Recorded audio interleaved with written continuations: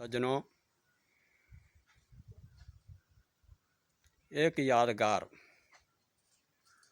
बचपन की 8-9 साल का हूँगा, दूसरी क्लास में पढ़ता हूँगा। दादी अपने पोते को बहुत प्यार करती है। माँ जी कहती थी कि जब तू पैदा हुआ तो तेरी दादी की आंखों की रोशनी आ गई थी, जो पहले कमज़ोर हो गई थी। एक दिन की बात है सज्जनों, मैं स्कूल के लिए तैयार हो रहा था। दादी जी ने कुछ कह दिया और मैं रूठ गया। मैं स्कूल नहीं गया, उल्टी दिशा जिधर मेरा ननिहाल पड़ता था उधर की ओर चल पड़ा। 3 किलोमीटर का जंगल। मैंने चलते चलते उस जंगल को पार किया और नीचे एक खड्ड पड़ती थी जिसमें अच्छा पानी होता था। उसकी तरफ मैं जाने लगा। रास्ते में हमारे जजमान ठाकुर दलेल सिंह का घर पड़ता था। उन्होंने जाते जाते मुझे पहचान लिया अपने घर के पास जाते हुए कि पंडित जी का बच्चा है।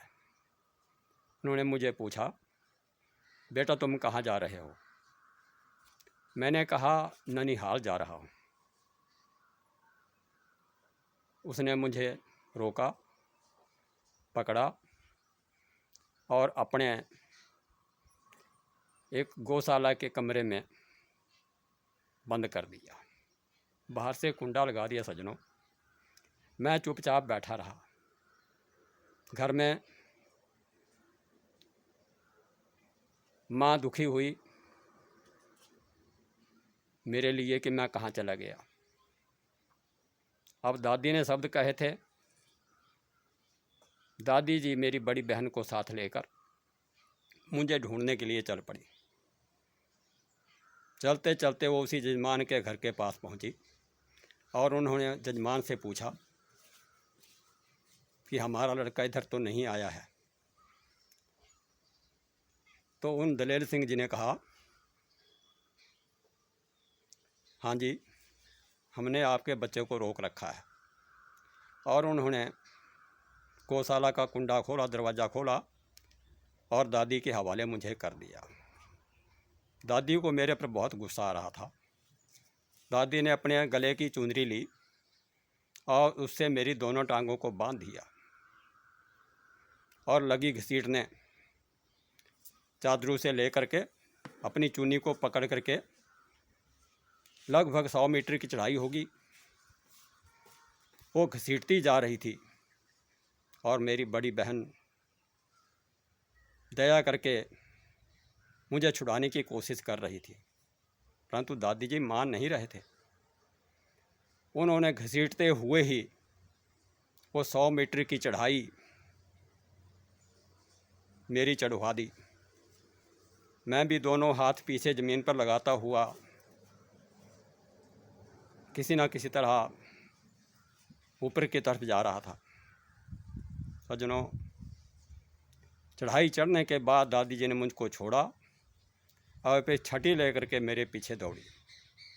मैं घर तक उनसे आगे आगे दौड़ता हुआ घर पहुंचा। ये बचपन की कहानी जब भी याद करता हूँ बहुत मज़ा आता है। हम दादी जी से बहुत प्यार करते थे। ज़्यादातर हम दादी जी के साथ ही रहते थे।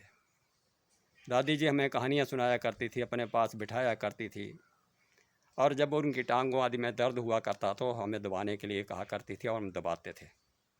सज्जनों, एक जीवन की अमूल्य यादगार है। आजकल